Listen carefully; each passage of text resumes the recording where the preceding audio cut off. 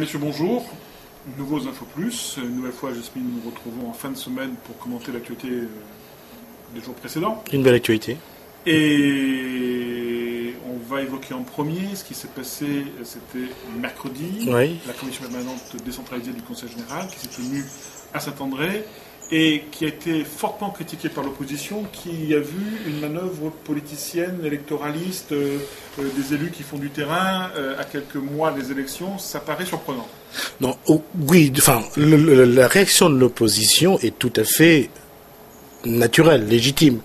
Nous sommes déjà rentrés dans la pré-campagne pour les cantonales, c'est une chose, c'est vrai. Et surtout, quand on regarde ce que fait le Conseil général aujourd'hui, avec le renouvellement de l'équipe, d'une partie d'équipe autour de Nassima Dindar, il est clair qu'aujourd'hui commence une opération de communication sur ce qui va précéder la campagne électorale pour les cantonales. Aujourd'hui, Nassima Dindar possède une équipe vraiment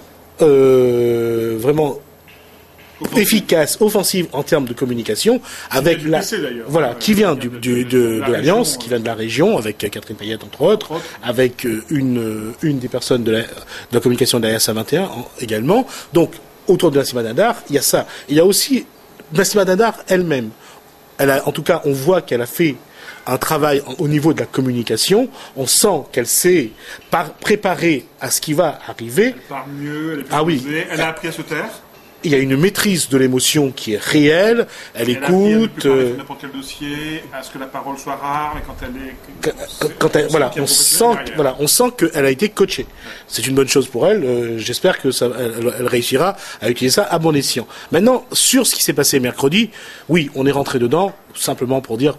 Mardi, il y a eu la présentation de signature de contrat de stagiaires en apprentissage au Conseil général, 120 jeunes dans l'hémicycle, avec les gens remerciant le Conseil général et la présidente d'être tuteurs pour qu'ils puissent avoir des contrats de formation en alternance, en BTS ou autre. C'est de la com, bien sûr, c'est de la com, bien faite, je veux dire honnêtement. Là-dessus, il faut reconnaître que la nouvelle équipe, l'équipe qui a été refaite, travaille autour d'elle, travaille bien, et franchement, pour avoir eu les éléments de cette présentation, Nassima a joué sur du velours, 120 jeunes qui ont signé et qui peuvent espérer avoir un boulot au sein du Conseil général. Peut-être pas les 120, mais 2 ou 3. C'est aussi une possibilité. 120, peut-être, mais ça fait quand même quelque chose. Donc, ce qui s'est passé au lendemain à Saint-André, c'est aussi une belle opération de communication autour d'Éric Fruto. Donner un coup de main à Éric Fruto, un peu isolé. Qui est candidat aux prochaines cantonales. Un Éric Fruto également isolé au sein de son parti communiste, de son parti politique. On sait qu'il est proche du Guet-Bello et que Guet-Bello est dans une opposition à Paul Vergès, pour faire simple. C'est quand même pour Nassima que ça paraît un peu plus compliqué. Je crois que Nassima est au-dessus de cela et Nassima, elle est dans une logique de donner un coup de main à tous les membres de sa majorité. D'accord ? Dans ce cas, peu importe les scissions, les divisions qu'il peut y avoir au sein des différents partis qui composent sa majorité, elle passe au-dessus des partis et l'objectif très clairement, c'est qu'elle va aider chacun des membres de sa majorité qui a été fidèle jusqu'à maintenant à sa présidence, et donc en retour, elle va les aider pour aller de la campagne avec. Sur ce point, Éric Fruto a toujours été fidèle, a respecté son engagement, et je crois que c'est normal dans cette majorité composite qu'elle récompense les gens qui l'aident. Il va falloir qu'on jette un œil attentif sur la récompense. Parce que, attention, et je crois l'avoir déjà évoqué, même si je n'ai pas encore fait un article spécifique dessus, mais ça ne tarderait pas, il y a Jean-Jacques Morel qui a porté plainte contre Nassima Dindar pour la distribution de contrats aidés entre les 2 tours de dernière cantonale en faveur de Fidji. Tout à fait. Et son argument, c'est que c'est un achat de voix par le biais de contrats distribués à des gens entre les 2 tours. Donc, ça veut dire que ce type de contrat donné au dernier moment, avant une campagne électorale, dans des cantons renouvelables, à des élus qui sont proches de la majorité, peuvent demain faire l'objet d'un recours. Donc faire très attention à cela. Oui, alors quand je parle de récompense, cette visite à Saint-André était de mettre en lumière toute la politique engagée par Éric Fruto.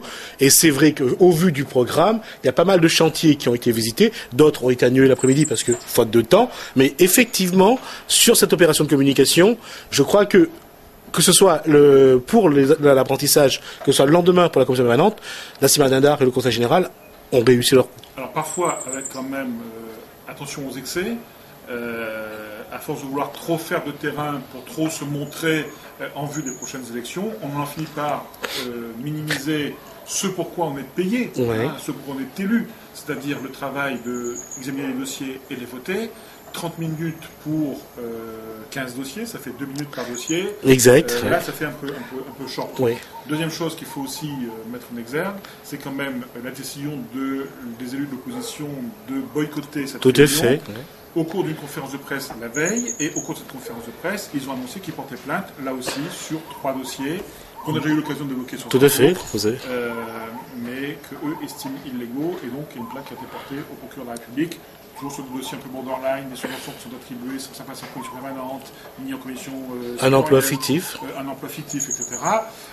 Tout ça, ça serait intéressant de voir si le parquet s'en saisit, et ensuite que donnera l'enquête qui va suivre. Alors, donc, quoi qu'il en soit, comme nous on l'a dit depuis un moment, les cantonales sont déjà bien lancées. Ah oui, plus que lancées. Merci Justine. Merci Pierrot.